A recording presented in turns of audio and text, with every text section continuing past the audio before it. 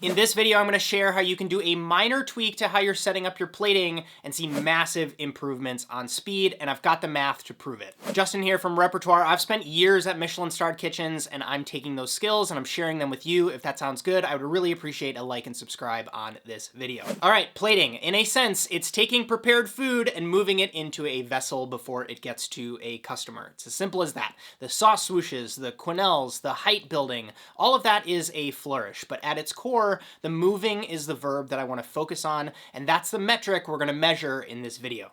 The underlying foundation to all of this, the practice that the most effective chefs use, is utilizing their plant point. I define a plant point as the place where you can dig your feet in and you can just focus. You're not walking over to a speed rack, grabbing something off a tray, coming back over to the pass and plating it up. You just take that tray, you put it right next to your plates, and you save yourself loads of time. If you're not doing that already, just start doing that tomorrow. That will save you seconds, which will add up to minutes across your service.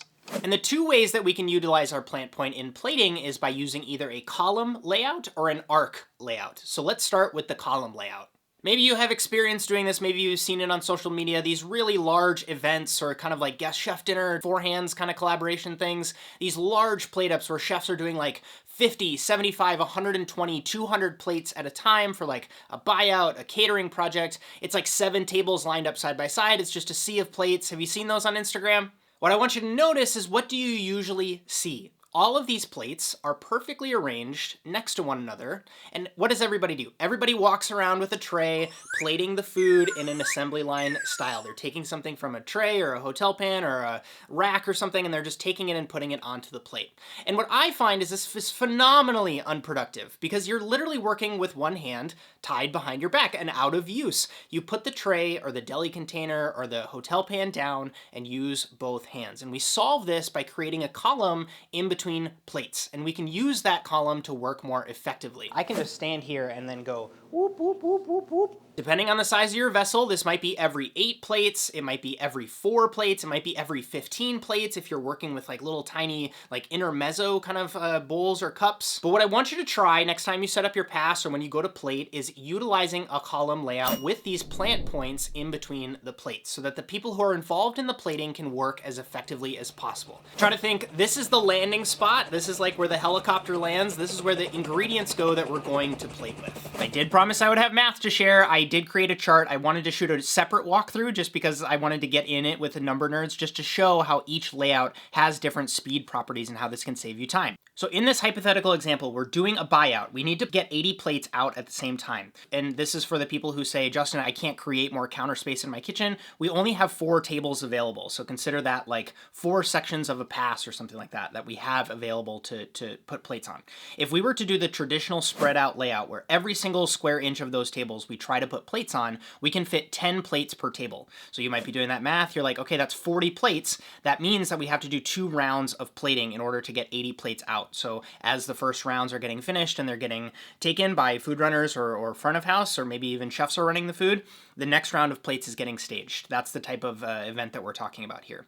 Because every square inch of these tables is taken up by plates, we can only use one hand to plate. And so each component, let's just say, takes us 4 seconds to get that onto a plate. This might be scooping something out of a container and putting it into a ring mold and patting it all the way down, and then you go to the next one. This column that says time to set up plates per table round is something that we have to be thinking about, because if we're going to decrease the amount of plates we fit on a table, we have to make sure that we're making the time to restage those plates on the tables. If we're using that spread out layout in order to get 80 plates accomplished, and again, this is only doing the math of putting one component on a table, it's going to take 9 1/3 minutes to get this accomplished. Now, let's take a look if we do it in the column layout, same number of plates, we can't fit quite as many per table, we're losing a little bit of that real estate, and so that number will actually increase on the rounds of plating needed. Math is funny, it's 2.85 rounds that we need to go through. But what you'll hopefully notice is the time to plate each component goes down by half because we have 2 hands available. Whoop, whoop, whoop, whoop, whoop. For plating herbs, instead of taking 4 seconds to place herbs one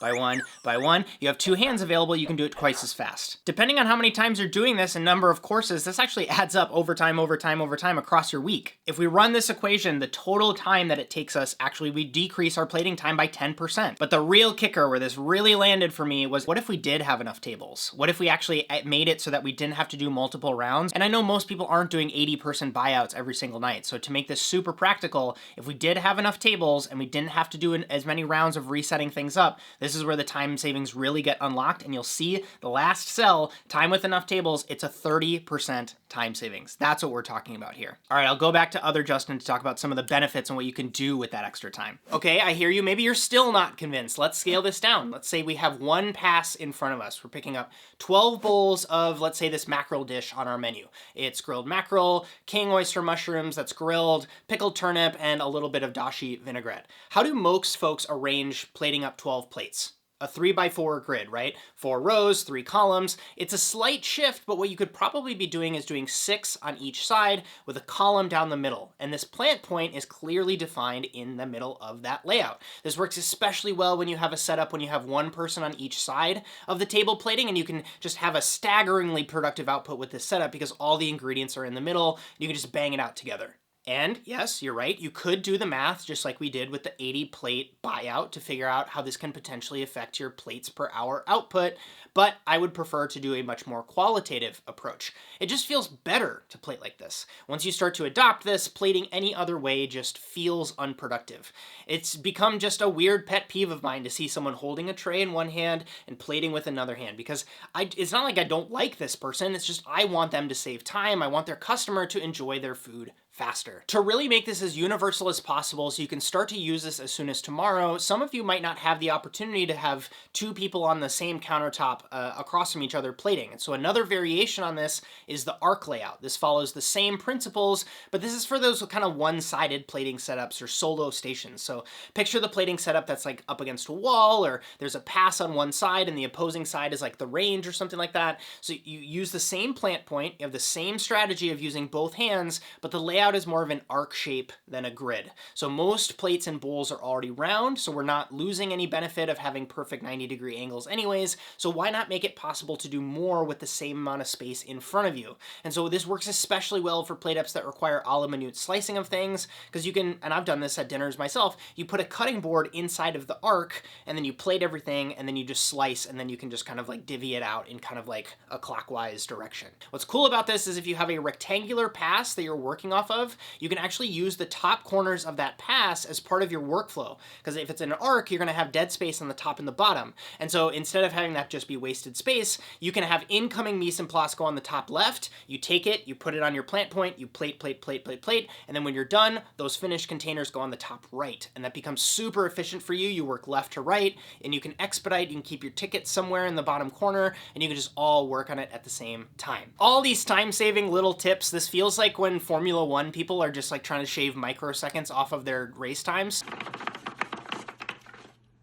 But this is stuff that I geek out on and nerd out about and just love making charts and getting into the numbers with you folks to just hopefully help you perform better at work. Even if you don't decide to change your layout, I hope the idea of just kind of doubling your plating speed by setting your trays and your containers down and being able to plate with both hands, that will immediately give you the time savings. If you want to get further nerdy, you can use a column layout or an arc layout. If you're more interested in plating aesthetics, or if you even want exercises to get faster, I have 2 videos that I'd like to suggest. They're floating around here. I'd love to have you subscribe to the channel for more tips just like this. I appreciate your attention as always. My name is Justin Khanna with Repertoire. Thanks for watching.